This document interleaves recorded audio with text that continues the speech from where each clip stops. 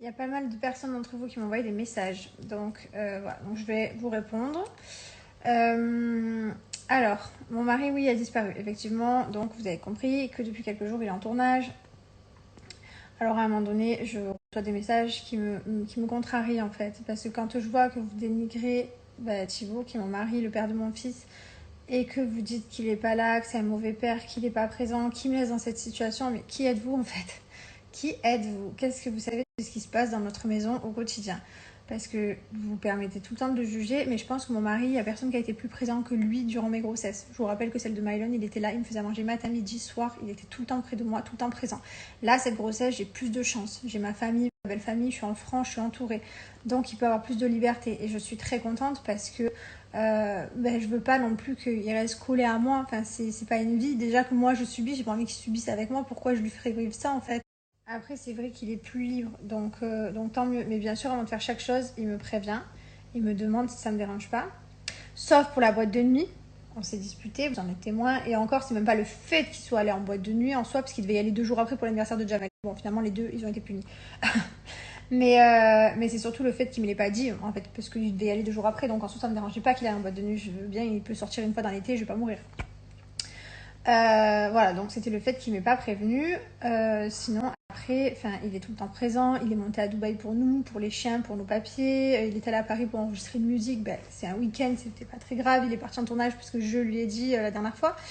Et donc là, il a reçu un appel d'urgence en lui demandant s'il était libre et s'il pouvait partir. Donc il m'a dit non, c'est mort et tout, j'y vais pas. Il m'a dit j'y vais pas, je reste avec toi et tout, sachant qu'en plus mon col a rétréci il y a quelques temps et que j'avais plus de contractions qu'avant. Donc il voulait pas y aller, il était hyper angoissé, hyper stressé et je lui ai dit écoute chérie, vas-y en fait, il t'appelle, il te demande de venir, moi en soi tu vas rien. De toute façon il aurait rien fait de plus donc à côté de moi il peut rien faire donc je lui ai dit vas-y. Moi si on m'aurait appelé je serais en courant donc vas-y va en tournage, ça te fera passer quelques jours de plus. Moi quand tu reviendras du coup dans ma tête je serai contente, je vais avancer donc ça me fait un objectif aussi. Et voilà, puis on est allé voir, il avait pas confiance, il me dit non, je peux pas, je veux pas. Donc on est allé voir mon gynéco qui l'a rassuré également à son tour et qui lui a dit voilà, le tournage il est pas loin, c'est à côté.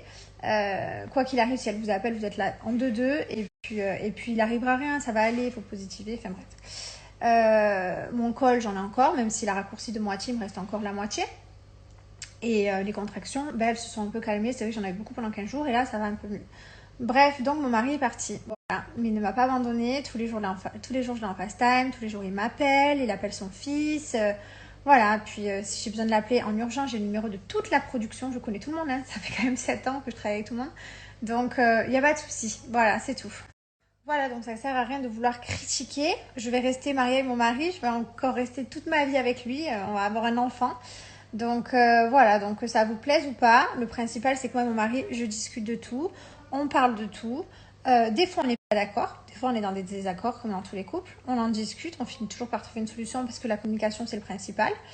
Et voilà quoi, en soi, il est droit, il est parfait, il me respecte, il m'a jamais trompé, il m'a jamais fait du mal. Voilà. Bon, la dernière fois il m'a contrarié, il était allé en boîte de nuit. Waouh, truc de ouf. Non mais encore il est allé 1 heure avec mon meilleur ami. Et bref. Donc sinon, arrêtez de critiquer quoi. Parce que c'est facile d'aller critiquer chez les autres, mais vous devez balayer devant votre porte. Franchement, j'ai le meilleur mari du monde et je suis fière de lui. Et là, je suis très contente qu'il est en tournage. Et j'espère qu'il casse tout, qu'il va tout déchirer. Et voilà. Je sais pas quand est-ce qu'il rentrera. Et j'espère qu'il rentrera le plus loin possible. Ça veut dire que ils éliminent pas les Marseillais. Et le plus drôle, c'est tous ces gens qui essayent de salir notre couple. Thibaut il a fait ci, Thibaut il trompe Jess, Thibaut machin. En fait, il y en a ils sont là, ouais t'as vu, ouais il a fait ça, ouais c'est une cocu. Mais les gars en fait, mon couple va très très très bien, mais genre très bien. Quand on voit ces ragots, on répond pas parce que ça nous passe par-dessus la tête. Parce qu'on se dit, mais il y a vraiment des gens en fait, ils sont tellement, j'allais dire un gros mot. Comment on dit du coup, c'est un gros mot. Enfin, c'est tellement des frustrés de la vie qui aimeraient qu'on soit comme eux que ça les rassure, que du coup ils croient à ces choses, ils vont colporter des trucs et ils sont contents en se disant ouais t'as vu à ça et du coup ils se disent ouais le malheur des autres. Non en fait on va très très bien. Les seuls moments là où on a été pas bien dans notre vie c'est dans nos complications avec notre fils, dans tous les moments durs qu'on a vécu, mais sinon on a toujours été soudés et on le sera toujours, voilà, quoi qu'il arrive.